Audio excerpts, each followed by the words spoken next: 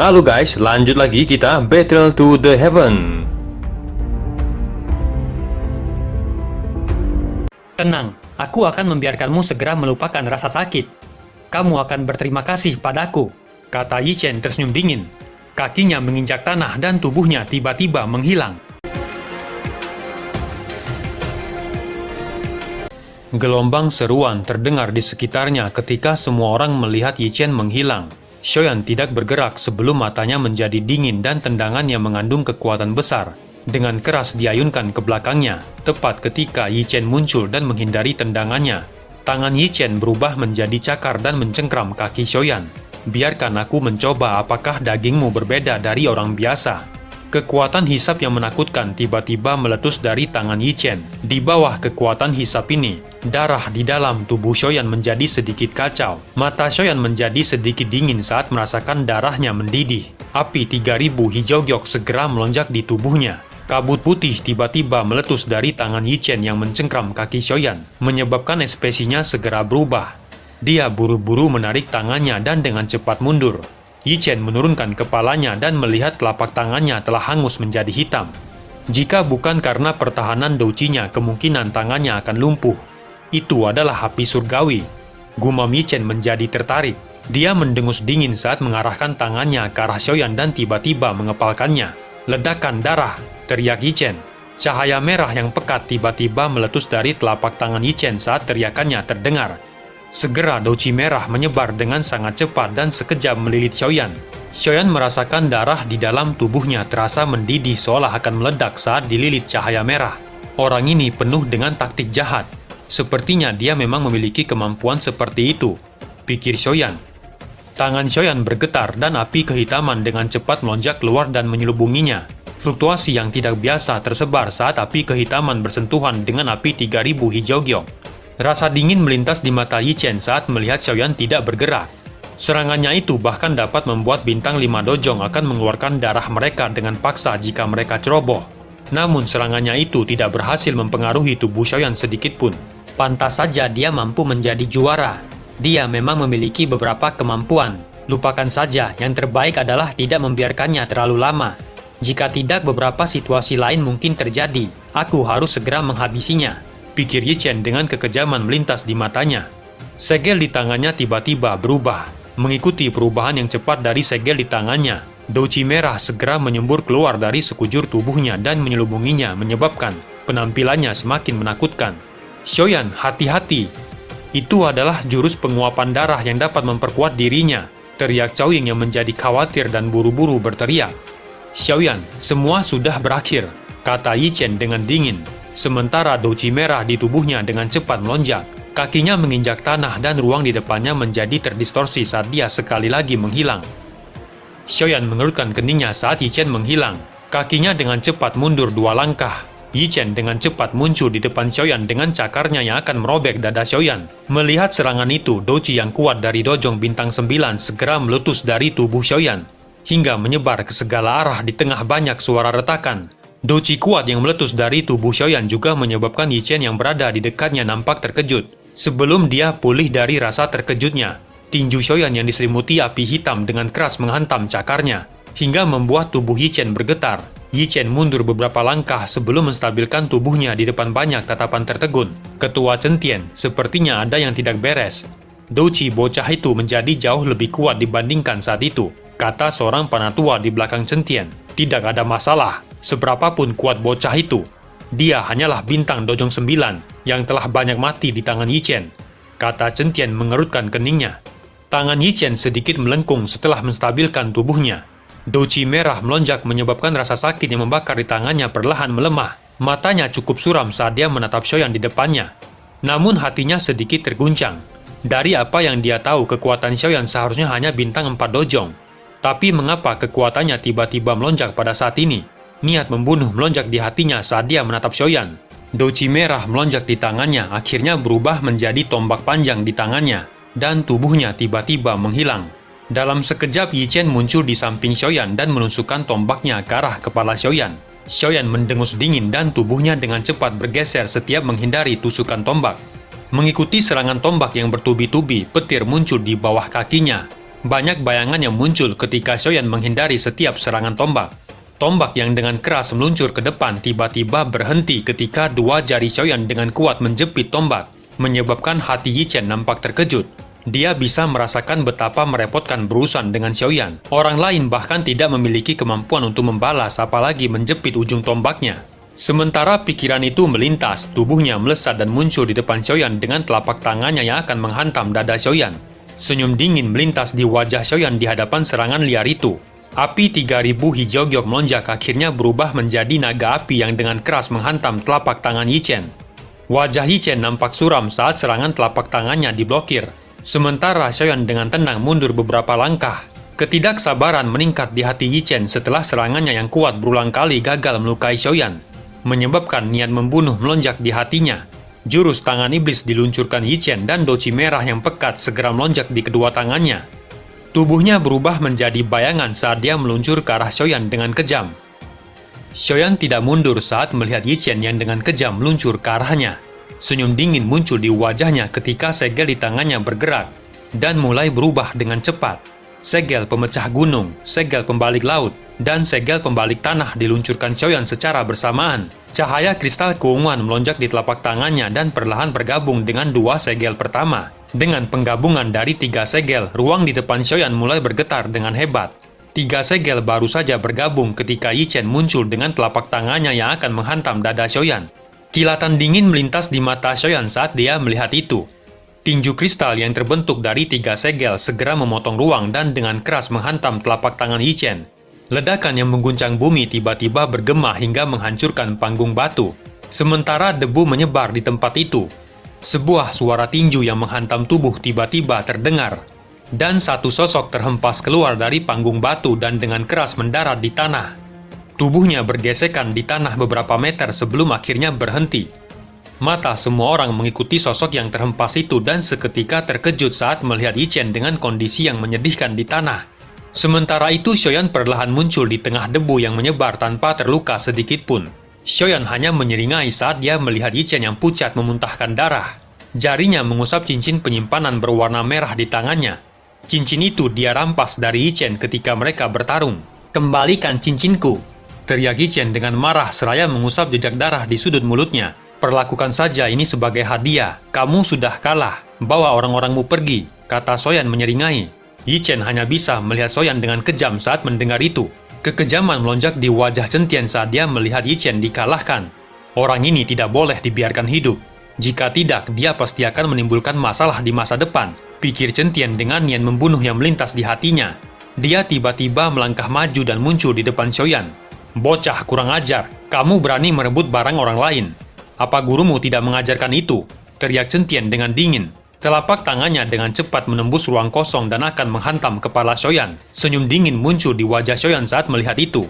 Dia menjentikan jarinya dan boneka langit tiba-tiba muncul di depannya. Telapak tangan Chen Tian dengan keras menghantam tubuh boneka langit di tengah suara keras benturan logam. Perasaan mati rasa dari telapak tangannya menyebabkan wajah Chen Tian segera berubah. Dia mengangkat matanya dan melihat boneka langit di depannya. Di saat yang sama, boneka langit melayangkan tinju ke arahnya. Wajah Chen Tian segera berubah saat melihat itu. Douci yang kuat melonjak di telapak tangannya yang dengan keras menghantam tinju boneka langit, menyebabkan riak energi yang menyebar ke sekitarnya. Chen Tian nampak mundur beberapa langkah. Itu adalah boneka Dojun. Bagaimana bocah ini bisa memiliki boneka sekuat itu? Pikir Chen Tian terkejut saat merasakan gelombang mati rasa yang mengalir di tangannya. Kelompok Sekte Xuan yang mendalam segera mengeluarkan senjata ketika melihat Chen Tian dipaksa mundur. Mereka bersiap akan maju dan membunuh Xiaoyan jika Chen Tian memberi perintah. Di saat yang sama, Xiaoyi dan Tianhuo muncul di samping Xiaoyan, dengan douci yang perlahan melonjak keluar dari tubuh mereka, menyebabkan kelompok Chen Tian segera mundur 2 langkah, dengan ekspresi terkejut. Wajah Chen Tian sedikit berubah saat melihat Xiaoyi dan Tianhuo yang muncul. Dia bisa merasakan kekuatan 2 Dojun, terutama Xiaoyi yang memberinya perasaan berbahaya ketika dia menatapnya. Selain itu, yang benar-benar menyebabkan hatinya tenggelam adalah boneka langit yang berdiri di depan Xiaoyan. Hanya boneka itu saja sudah memberinya waktu yang sulit. Bocah ini benar-benar misterius. Ada banyak ahli di sampingnya.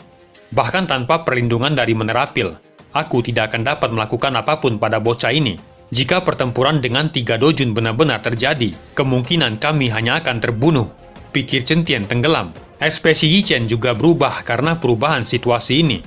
Meskipun hanya ada sedikit kaum muda yang bisa bersaing dengannya, dia masih harus menahan kesombongannya di hadapan 3 dojun. Ketua Chen, kamu sudah cukup membuat keributan hari ini. Jika ini terus berlanjut, 3 ketua menerapil tidak akan diam, kata Qiuling dengan dingin. Ekspresi Chen Tian sedikit berubah saat mendengar itu. Sementara itu, mata Yi Chen menjadi dingin saat dia berbicara. Apakah Panatua Qiuling akan membiarkan orang itu merampas cincin milikku?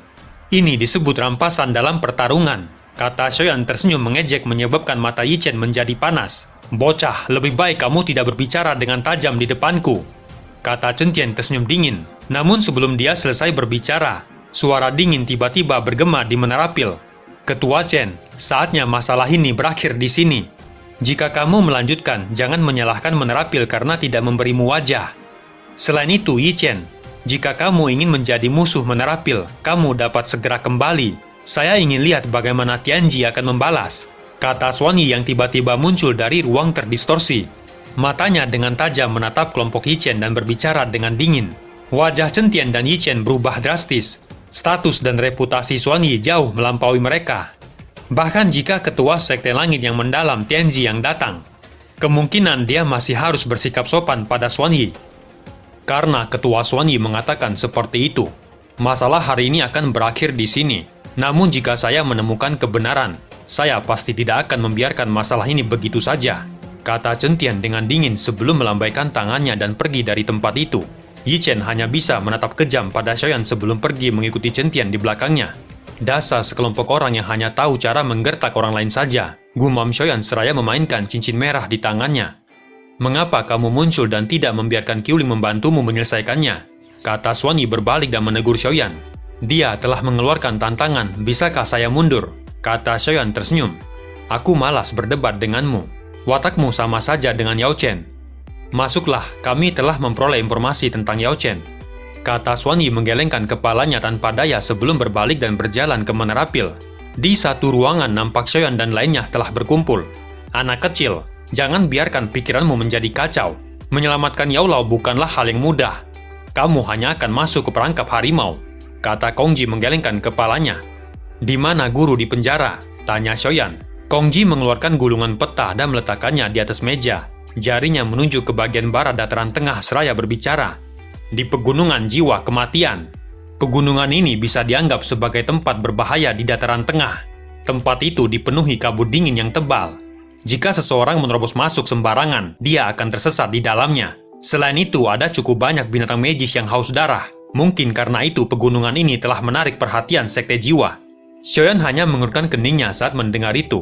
Namun terlepas dari seberapa bahaya tempat itu, dia tidak akan ragu-ragu untuk menyelamatkan Yao Lao. Ada berapa dojun di tempat itu? Tanya Xiaoyi. Dari informasi yang kami dapat, setidaknya ada 5 dojun, kata Kongji dengan wajah serius. Ekspresi Xiaoyan sedikit berubah saat mendengar itu. Wajah Xiaoyi dan Tianhuo juga nampak suram. Saat ini di kelompok Xiaoyan hanya ada 3 dojun termasuk boneka langit. Selain itu, dia juga mampu menahan seorang dojun. Namun jika dia menghadapi 2 dojun, pertempuran akan sulit dimenangkan. Sekarang aku hanya bisa menunggu Feng Zunze datang dan melihat barisan kekuatan yang ada, pikir Xiaoyan. Apakah hanya ada 5 dojun di tempat itu? Tanya Xiaoyi. Sepertinya ada beberapa pelindung di sana. Kekuatan mereka juga cukup besar, kata Kongji. Para pelindung itu tidak begitu merepotkan. Namun kalian semua harus berhati-hati saat bertemu dengan pelindung peringkat langit yang disebut Tianjun. Tianjun adalah ahli terkuat di antara peringkat Panatua terhormat. Bahkan Mugu tidak sebanding dengannya, kata Xuan Yi dengan suara yang dalam. Xiaoyan menyipitkan matanya saat mendengar itu. Kekuatan Mugu berada di bintang 3 dojun. Bukankah itu berarti para Tianjun setidaknya adalah dojun bintang 5? Tidak ada yang perlu dikhawatirkan. Tianjun memiliki posisi yang sangat tinggi dalam sekte jiwa. Mereka biasanya tidak mudah menampakkan diri, kata Kongji. Xiaoyan sedikit mengangguk saat mendengar itu. Ini adalah peta pegunungan jiwa kematian. Tempat itu tidak jauh dari wilayah Pil, kata Kongji seraya menyerahkan peta pada Xiaoyan. Kapan kalian semua bersiap untuk bertindak? Tanya Kongji. Rencana harus dipersiapkan dengan baik. Karena itu kami masih harus menunggu sampai Feng Zunze datang, kata Xiaoyan. Orang tua itu juga datang, kata Kongji tersenyum. Orang tua itu memiliki hubungan yang sangat baik dengan Yao Chen. Dengan adanya dia, kami akan merasa lebih yakin. Dengan kecepatannya, seharusnya dia bisa sampai di Menerapil dalam waktu setengah bulan, kata Kong Ji mengusap janggutnya dan tersenyum. Xiaoyan sedikit tersenyum. Waktu setengah bulan. Itu adalah waktu yang bisa digunakan untuk meningkatkan kekuatan mereka. Sudah waktunya untuk menyempurnakan pil jamur hijau untuk Tianhuo. Dalam setengah bulan, Xiaoyan akhirnya berhasil memperbaiki pil jamur hijau dan menyerahkannya pada Tianhuo. Dan Feng Zunzi akhirnya tiba. Di satu ruangan besar nampak beberapa sosok sedang berkumpul. Feng Zunzi, sudah lama kita tidak bertemu. Kamu masih saja memiliki cara yang bebas dan mudah, kata Kong Ji tersenyum. Bagaimana saya bisa senyaman kamu, ketua yang hebat? Paviliun Bintang Jatuh hanyalah sebuah paviliun kecil jika dibandingkan dengan Menerapil, kata Feng Zunzi menggelengkan kepalanya dan tersenyum. Kong Ji tersenyum. Matanya melihat seorang pria tua dengan wajah keras yang sedang duduk di samping Feng Zunzi dengan aura pedang yang tajam. Bolehkah saya tahu siapa teman ini? Kata Kong Ji bertanya sambil tersenyum.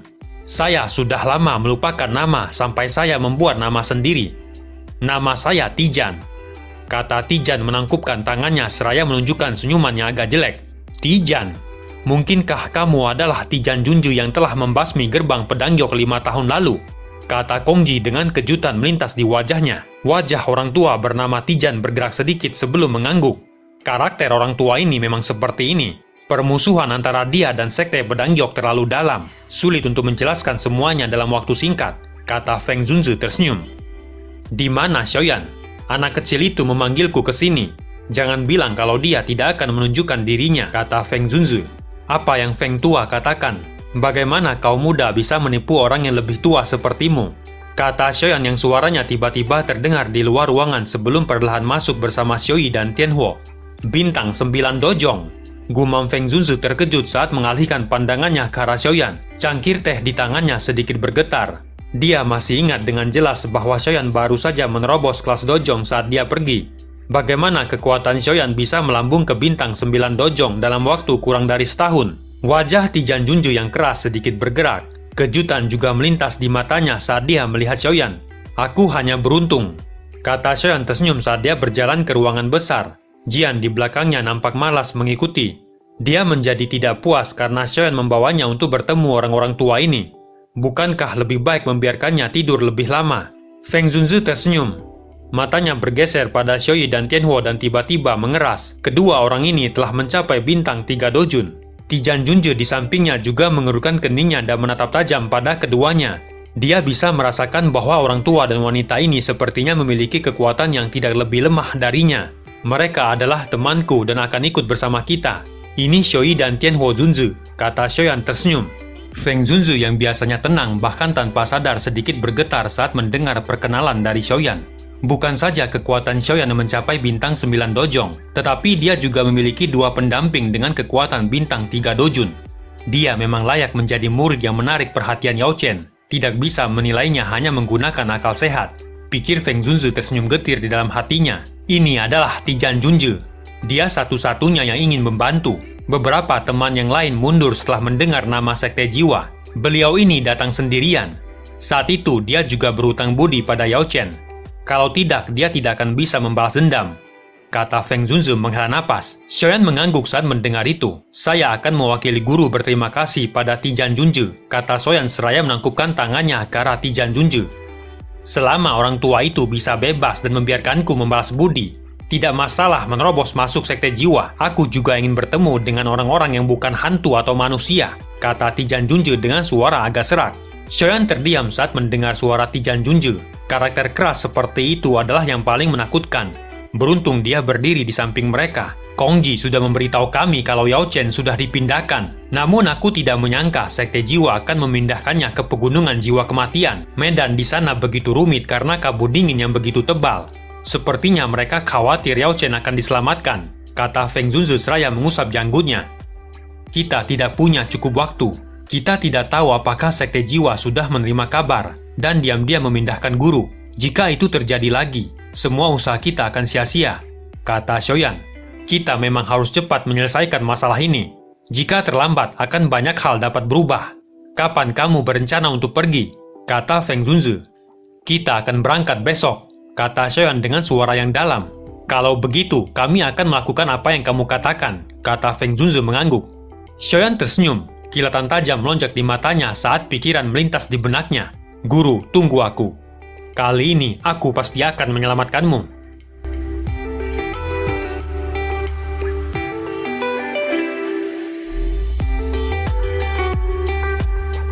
Cerita pun selesai. Nantikan spoiler selanjutnya guys. Buat yang belum subrek, dibantu subrek yo guys, biar jalan terus spoilernya. Buat yang udah subrek, mudahan dilancarkan rezekinya. See you and ciao.